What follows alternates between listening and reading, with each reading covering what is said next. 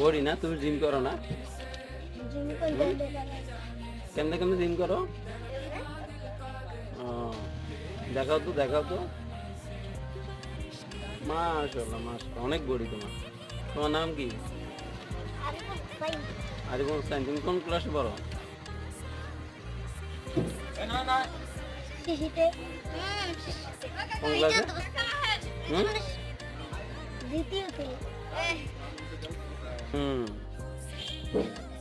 তোমার বডিটা দেখো তো, সিক্স প্যাক।